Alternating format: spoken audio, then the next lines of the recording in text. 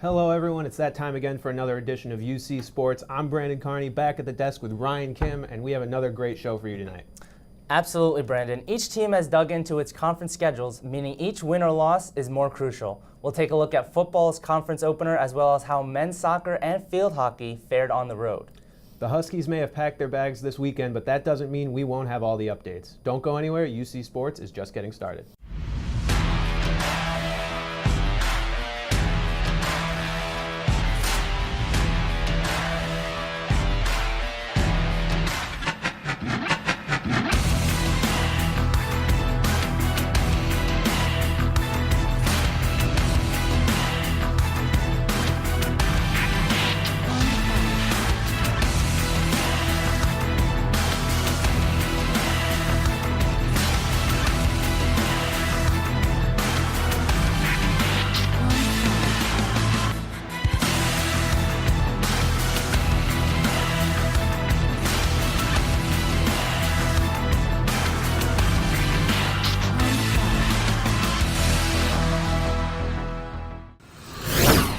After the 20-point loss at the hands of Virginia, UConn football was hoping for a better result in its first conference game of the season. A rare Sunday contest, the Huskies faced AAC foe ECU in what turned out to be a shootout. Bryant Sheriffs was back under center again in a much better offensive showing. The same couldn't be said about the defensive effort. UConn opened up conference play today against the East Carolina Pirates. The action started early. After an ECU touchdown, UConn would answer with a 45-yard touchdown pass from Bryant Sheriffs to freshman wide receiver Mason Donaldson. However, UConn would begin to struggle as ECU went on 4 consecutive scoring drives, opening up a lead to 27-7 with 5 minutes to go in the second quarter. However, UConn finally got something going with a Nate Hopkins touchdown run towards the end of the second quarter. By the end of the half, it was 27-14 East Carolina. East Carolina had over 200 yards of passing in the first half and continued to have success through the air as the first play of the third quarter went through a 75-yard touchdown pass. However, UConn would come right back with a 12-yard touchdown pass from Sheriffs to Donaldson again. ECU would get the ball back and would tack on 7 more, making it 41-21 in the middle of the third quarter. UConn would fire back with an 8-yard touchdown run from Arkeel Newsome, followed by a 20-yard field goal from Michael Tarbut, cutting the deficit to 10 points. In the fourth quarter, UConn's defense came to life as it became the ultimate bend but don't break unit as they shut out ECU from scoring in the fourth quarter. With just under 6 minutes to go in the fourth quarter, Arkeel Newsome broke free for a 79-yard touchdown reception, cutting the deficit to 3 points. The defense would hold strong as UConn would get the ball back on their own 9-yard line with 3 minutes left to go in the game. With 6 seconds left, UConn would attempt a 33-yard field goal. However, they would miss it and lose a heartbreaker, 41-38. Despite the loss, this was a career day for a couple of Huskies. Bryant Sheriffs would pass for a career-high 406 yards in this game. Along with that, Mason Donaldson and Arkeel Newsome would eclipse 100 yards receiving each. This would be the first time since Memphis 2013 that 2 UConn players have done that. Along with that, Arkeel Newsome had also eclipsed 1,000-yard receiving for his career. After the game, Coach Randy Edsall would have to talk about his tough loss. You know, what we'll do is we'll look at the film and decide if there's changes to be made, and then that's what we'll do. But we got to get people to do their job. UConn travels to SMU this Saturday for their next football game. For UC Sports and from Rentschler Field in East Hartford, I'm James Santamaria. Seeing how close this game turned out to be, it's obvious that UConn has the determination and grit to stay in games with the offense really emerging. Sheriffs threw for 406 yards and 3 touchdowns, while the run game generated 190 yards and 2 scores. Now, Brandon, from what you saw, what can be said of the offensive presence this week? I mean, what can you really say? It's 600 total yards, well, almost, of offense. It's a better offensive showing than really anything you can point to last year. The thing that most impressed me is it was the lack of Herji Mayala in that game. He went down in the first series.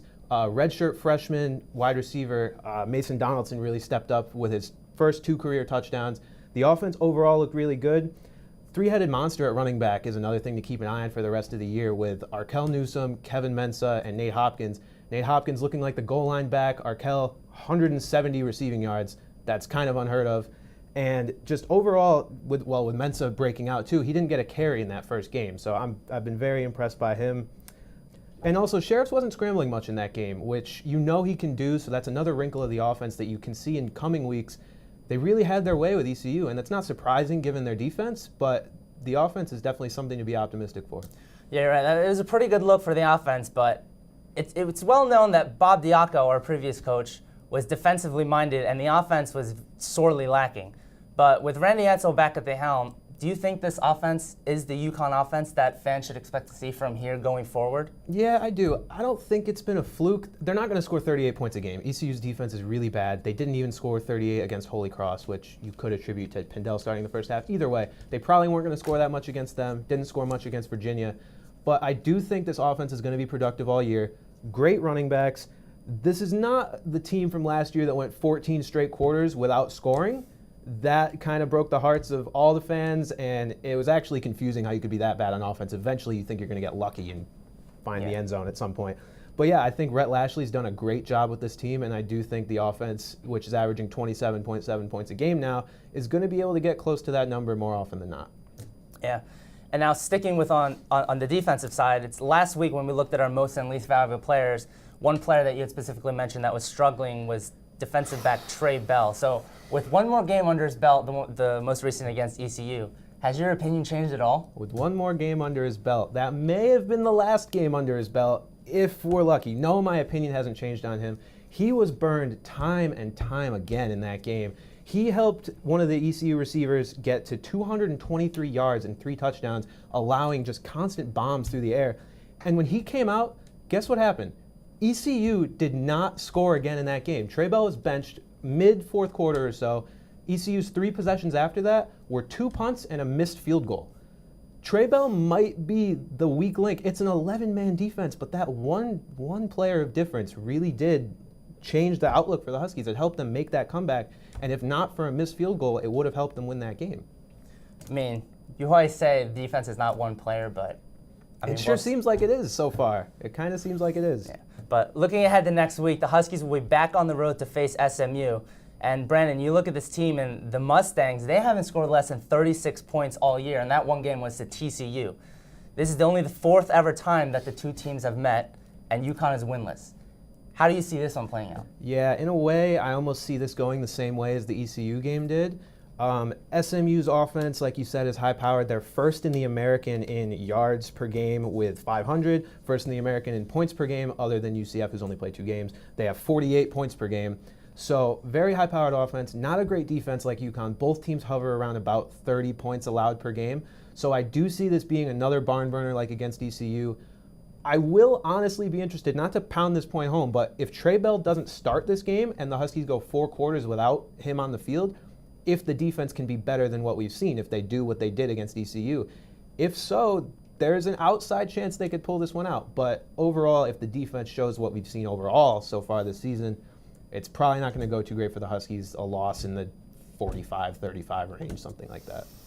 Yeah, you're definitely right about that. And we'll definitely see how this one goes, this time around, and hopefully a better result than the past. But I wish you, Brandon and Kyle, our director in the back, safe travels as they will be bringing you the recap next week live from Dallas, Texas.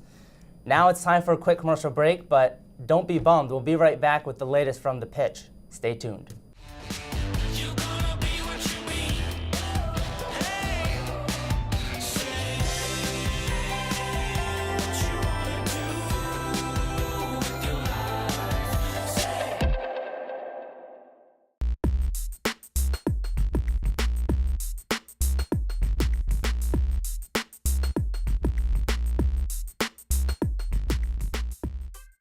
And welcome back to UC Sports. Now turning our attention from the gridiron to the pitch, UConn men's soccer traveled to South Philadelphia looking to get back on the winning track against Temple.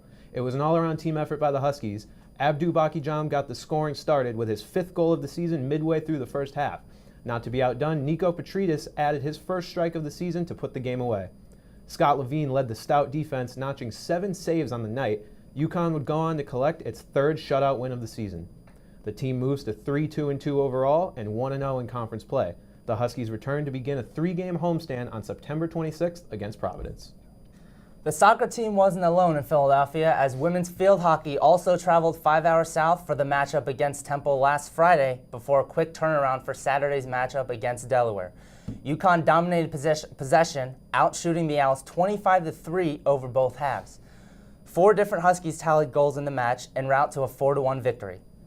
Delaware proved to be a much tougher task on Sunday night. Number 1 ranked UConn outlasted the reigning champion Blue Hens, but it had to be done in overtime. The lone tally came from none other than Charlotte Veitner, who picked up her record-tying 97th career goal. She also is the program's leader in points and assists, which she reached last year. Goalkeeper Nina Klein also chased history, recording her 4th shutout of the year and 29th of her career. Klein is now 4 shutouts shy of Sarah Mansfield's record of 33. The team is now 9-0 and 2-0 in Big East play. The ladies will be back in action this weekend for 2 games against Providence and UMass. Now, we know this has been a pretty short show. We're coming to an end here, but Ryan, do you smell that? That's the fall sports season really starting to get underway. It's coming. This week alone, we've got Men's Hockey Media Day and a men's basketball Husky run as they run around campus, and we'll be talking to media afterwards. So the start of the really busy sports season is coming, and I'm excited for it. Our shows are going to get longer, too, so you get to see us more. Yeah. Whether that's good for you or not, I mean, hey, we enjoy it. Yeah, so, we'll figure it out. A couple quick hits before we go. UConn alum around the leagues, Amita Brima has signed on with the Spurs for training camp. Emeka Okafor is back in the league with your Philadelphia 76ers. Been gone for a while. Places. I don't know if he'll break summer camp, but Been gone for hey, a while. we can only hope. And of UConn women's soccer, recently graduated Rachel Hill has made the playoffs with her Orlando Pride. So a lot of Huskies doing well. Huskies well in around the pros, world. representing Yes. very well. Yes, sir. Well, that'll do it for us tonight. For Ryan Kim, I'm Brandon Carney, and this is UC Sports.